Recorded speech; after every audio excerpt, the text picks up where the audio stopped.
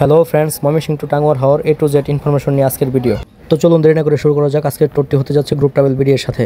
যারা আমার গ্রুপের সাথে ট্যুর করতে চান অথবা আমাদেরকে দিয়ে কোনো প্রকার ট্যুর অ্যারেঞ্জ করাতে চান তো যোগাযোগ করতে পারেন। যারা আমার পেজ এবং চ্যানেলে নতুন তারা লাইক কমেন্ট শেয়ার সাবস্ক্রাইবের মাধ্যমে পাশে থাকবেন ইনশাআল্লাহ। আসসালামু আলাইকুম। আমাদের আজকের গ্রুপ ট্যুরটি হতে যাচ্ছে ময়মনসিংহ টু টাঙ্গুয়ার হাওর।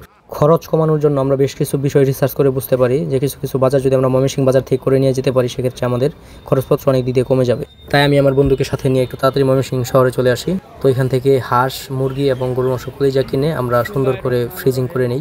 এই ফ্রিজিং করার জন্য কার্টন প্লাস বরফ আমাদের কিনতে হয়েছে 180 টাকা খরচ করে। তো যারা খরচটা কমাতে চান তারা এরকম পদ্ধতি পালন করতে পারে। তো সবকিছু সাথে নিয়ে আমরা চলে গেলাম ময়মনসিংহ রেলওয়ে স্টেশনে, কিন্তু ভাগ্যের কি নির্মম পরিহাস যে দেখি আজকে ট্রেন নেই, ট্রেন বন্ধ। তাই সকলে অটো নিয়ে চলে এলাম ময়মনসিংহ ব্রিজে, যেহেতু অল্টারনেটিভ সিএনজি এবং বাস রয়েছে। এরপর বাসে উঠে গেলাম আমরা। বাস যে কোনো সময় পাওয়া যায়, রাতের 1টা, 2টা, 3টা পর্যন্ত আপনার গাড়ি পেয়ে যাবেন। সিএনজি ভাড়া হচ্ছে পার পারসন 220 টাকা করে, আর বাস ভাড়া হচ্ছে 150 থেকে 200 টাকা করে। তো যেহেতু অনেক রাত হয়ে গেছিলো তাই আমরা 150 টাকা করে বলা মাত্রই আমাদের তুলে নিয়েছে, যেহেতু যাত্রী ছিল না রাস্তায়। বাই দ্য ওয়ে, আমরা যাচ্ছি কোথায়? আমরা যাচ্ছি ময়মনসিংহ টু মোহনগঞ্জ। ময়মনসিংহ থেকে টাঙ্গুয়ার হাওর যাওয়ার এই একটাই রাস্তা। আমাদের সকলকে আগে ময়মনসিংহ টু মোহনগঞ্জ আসতে হবে। মোহনগঞ্জ থেকে তারপর আবার অটো বা সিএনজি দিয়ে আমাদের মধ্যনগর যেতে হবে। তো যাওয়ার পথে আমাদের এরকম সৌন্দর্য রাতে চোখে পড়েছে, প্রকৃতির যতটুকু দেখা যায় আর কি। অসাধারণ এক সৌন্দর্য ছিল। গাড়িটা খুবই ভালো ছিল, আমাদেরকে 1.5 থেকে 2 ঘন্টার ভিতরে মোহনগঞ্জ নামিয়ে দেয়। তো এই হচ্ছে গাড়ি, যদি কেউ যেতে চান তাহলে এই গাড়ির সাথে যেতে পারেন। খুবই ভালো মানের একটা গাড়ি। এটা BMW ভাড়া করে আমরা এখন মধ্যনগরের উদ্দেশ্যে রওনা। মোহনগঞ্জ থেকে আমরা 2টা অটো ভাড়া নিই। এখান থেকে জনপ্রতি ভাড়া 100 টাকা করে। তো একটু দামাদামি করে নিতে পারেন। দেখতে দেখতে আমরা ফজরের ঠিক আগ মুহূর্তে মধ্যনগর ঘাটে পৌঁছাই। তখনকার মনোরম পরিবেশটা ছিল অসাধারণ। আরেকটা কথা, যারা বাইকার রয়েছেন তারা যদি বাইক নিয়ে আসতে চান, এখানে বাইক জমা রাখার মতো সিস্টেম আছে। পার ডে 150 থেকে 200 টাকা আপনাদের বিল চার্জ করতে হবে। তাহলে আপনারা আপনার পছন্দের বাইকটি এখানে রেখে যেতে পারবেন। ভোরের আলো ফোটার সাথে সাথে আমার নজরটা এদিকে যায়। একটা অনুরোধ করি, কোনো ট্রাভেলাররা এরকম কাজটা করবে না, যেহেতু দেশটা আমাদেরকে পরিষ্কার পরিচ্ছন্ন রাখতে হবে। তো এই হচ্ছে মধ্যনগর হাউসবোট ঘাট। এখান থেকে আপনারা আপনাদের পছন্দ অনুযায়ী বুট বুকিং করতে পারবেন। ওইটার ভিডিও আমি অলরেডি দিয়ে দিয়েছি, দেখে নিতে পারেন। তো এরপর হাউসবোট নিয়ে আমরা মধ্যনগর বাজারে চলে আসি মাছ কেনার জন্য। যদিও এখানে সকল জিনিসপত্রের দাম একটু বেশি, কোনো কিছু করার নেই, যেহেতু সকলে হাওরের মাছ খাবে তাই আমরাও কিছু সংখ্যক মাছ নিয়ে নিই।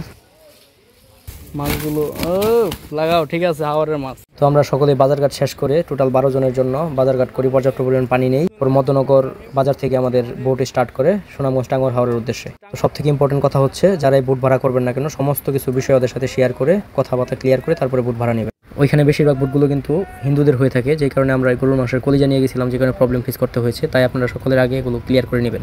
একটি হাউস বোট, একটি গ্যাস সিলিন্ডার এবং একটি বাবুর্চি, এটাই বাবদ আমাদের টাকা দিতে হয়েছে 17,000 টাকা। 2 দিন আমাদের সাথে থাকবে আর 4 বেলা আমাদেরকে রান্না করে খাওয়াবে। আর বাজারঘাট আমাদের সকল পার্সোনাল নিজেরা করে দিয়েছি, আমাদের যা যা লাগে। তো ইন্ডিয়ার মেঘালয়ের মেঘের সাথে পাহাড়ের খেলা দেখতে দেখতে আমরা ওয়াচ টাওয়ারের কাছে এসে পৌঁছাই। তো এই ওয়াচ টাওয়ার আসার পরে সবচেয়ে ইম্পর্টেন্ট বিষয় হচ্ছে আপনাদেরকে ছোট ছোট বোটে লোকেরা ঘিরে ধরবে। তো এদের সাথে যদি আপনি কথা ক্লিয়ার করে না নিতে পারেন তাহলে আপনাদেরকে বলবে এক, আবার করবে আরেক। তাই এদের সাথে আগে কথা ক্লিয়ার করে তারপরে এদের বোটে উঠবেন। নতুন নিয়ম অনুযায়ী আমাদের যে হাউস বোট আছে এটা অনেকটা দূরে রাখা হয়, যেন এটার মাধ্যমে কোনো প্রকার পরিবেশ নষ্ট না হয়। তাই আমাদের এই ছোট বোট ভাড়া করে ওয়াচ টাওয়ারে ঘুরতে হয়। তো আমরা দাম কষাকষি করে 2টি ছোট নৌকা ভাড়া করলাম, প্রতি নৌকা 100 টাকা করে পড়েছে। তারপর আমরা রওনা হয়ে গেলাম ওই ওয়াচ টাওয়ারের উদ্দেশ্যে। তো এদের সাথে আমাদের ডিল ছিল যে আমাদেরকে 2 ঘন্টা ঘোরাবে, আর ওই যারা বাচ্চারা আছে ছোট ছোট ওদেরকে তুলে দিবে, তারা গান গাইবে, কিন্তু তারা কথা ঠিক রাখতে পারেনি। এই মুহূর্তে রয়েছে ওয়াচ টাওয়ারের ঠিক সম্মুখ বরাবর। সবাই হাফ প্যান্ট বিন্দা রেডি দুপারার লাগিয়া। যাই হোক, এখান থেকে আমাদের জাপাচাপি শুরু। তো আমরা অনেক জাপাচাপি করি সবাই মিলে। আর দেখতেই পাচ্ছেন পিছনে মেঘালয়ের সেই বড় বড় পাহাড়, কালো কালো মেঘ জমা, তার সাথে এরকম একটা ভিড়ের ভিতরে ঝাপাচাপি করার মজা আলাদা। তো আমরা অনেক ঝাপাচাপি শেষ করি, তারপরে আমরা ওইখানকার স্থানীয় কিছু বাচ্চাদের খুঁজে বের করে নিয়ে আসি তাদের কণ্ঠে গান শোনার জন্য। তাদের কণ্ঠ সত্যি অসাধারণ। চলুন দেরি না করে একটু গান উপভোগ করা যাক।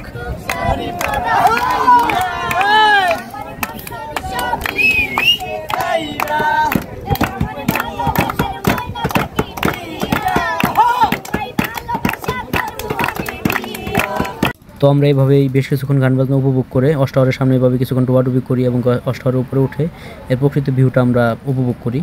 এই ওয়াচ টাওয়ারের উপর থেকে এই মেঘালয়ের পাহাড়, মেঘ আর এই হাওরের পানির যে একটা মিলন মেলা, এর বিবরণ সত্যি মোবাইলের মাধ্যমে দেওয়া সম্ভব না। তো এরপর আমরা আবার আমাদের হাউস বোটে ফিরে আসি। তো হাউস বোটে ফিরে আসার পর আমরা যার মতে ফ্রেশ হয়ে কাপড় চোপড় চেঞ্জ করে আমরা খাবারের জন্য প্রস্তুতি নেই।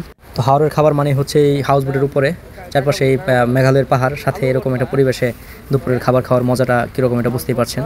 তো আমাদের মেনুতে ছিল সাদা ভাত, মাছ ভাজি, হাওরের মাছ ভাজি, আলু ভর্তা, মাছ ভর্তা, ডাল। এই কাকাটাই ছিল আমাদের রাঁধুনি, ওনার হাতের রান্না সত্যি অসাধারণ মজাদার ছিল। মুক্ত আকাশের নিচে দাঁড়িয়ে বসে সবাই এখন আমরা দুপুরের খাবার খাবো। চারিদিকে পানি আর সামনে হচ্ছে মেঘালয়ের সেই উঁচু উঁচু পাহাড় আর সাথে আছে কিছু ট্রাভেলার বন্ধু, এদেরকে সাথে নিয়ে খাবারের মজা। ও আলহামদুলিল্লাহ আলহামদুলিল্লাহ আলহামদুলিল্লাহ। দুপুরে খাওয়া দাওয়া শেষ করে আমরা মেঘালয়ের সৌন্দর্য দেখতে দেখতে ট্যাকের ঘাটে এসে পৌঁছাই। ট্যাকের ঘাটে এসে আমরা দেরি না করে নীলাদ্রি লেকে চলে যাই, যে জায়গাকে আমাদের বাংলাদেশের মিনি সুইজারল্যান্ড নামে ডাকা হয়ে থাকে। এই যে সামনে যে পাহাড়টা দেখছেন এটা সম্পূর্ণ ইন্ডিয়াতে পড়েছে, আর পাহাড়ের সামনে যে লেক আর এই উঁচু টিলা জায়গাটা এগুলো বাংলাদেশে পড়েছে। আর সত্যি বলতে আমাদের প্রত্যেকটা ট্রাভেলারের চোখ জুড়িয়েছিল এই মনোমুগ্ধকর সবুজ দৃশ্যটা দেখে। আমরা এখানে সন্ধ্যা পর্যন্ত কাটিয়ে আমরা বুটে চলে আসি, আর বুটে আসার পরে বুটটা একটু ভিতরে নিয়ে আসা হয়।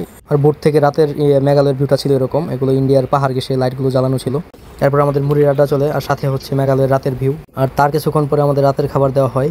এই রাতের খাবার খাওয়ার সময় আমাদের বেশ কয়েকবার নিচে থেকে উপরে দৌড়াদৌড়ি করতে হয়েছে বৃষ্টির কারণে, একটু পরপর বৃষ্টি আছেই। ভাই কিরকম ফিলটা বলেন? বলবো কি ভাই, আমার বাসা নাই এক কথায়। সোহাগ ভাই আপনারা কি বলেছেন, কি বলবো সেই বলার বাসা নাই, কারণ এমন একটা আমাদেরকে এমন একটা ট্যুর দিবেন মানে কল্পনাও করতে পারি নাই। আমাদের ইনশাল্লাহ ইনশাল্লাহ ভাই, খাবারও সেই মজাদার। এই যে কাকা আমাদেরকে রান্না বাড়া করে খাওয়াইতেছে। তো রাতের খাবার শেষ করে আমরা এই চায়ের আড্ডাতে অনেকটা সময় পার করি, আর সাথে এরকম ইন্ডিয়ার মেঘালয়ের ভিউয়ের সাথে ঘুম হয় না, তাই রাত পার করার জন্য আবারও শেষ সাথে মুড়ি মাখা হয়। তো সেই সাথে আমাদের ওই সুমন ভাই, উনি একজন পুলিশের কর্মকর্তা, উনি শুনেছে আমরা টাঙ্গর হাওর এসেছি, তাই উনি আমাদেরকে দেখার জন্য চলে আসে। যাই হোক, ভিডিওটা অলরেডি অনেক লম্বা হয়ে গেছে, তাই আর ভিডিওটা লম্বা না করি, আমি পার্ট অনুযায়ী দ্বিতীয় পার্টে আর বাকি অংশ দিব ইনশাল্লাহ। তো এই ছিল আমাদের টাঙ্গর হাওরের প্রথম দিনের অভিজ্ঞতা। দোয়া রইল সবাই ভালো থাকেন, সুস্থ থাকেন, আর যে কোনো তথ্য বা ইনফরমেশনের জন্য আপনারা আমার সাথে যোগাযোগ করতে পারেন। আসসালামু আলাইকুম।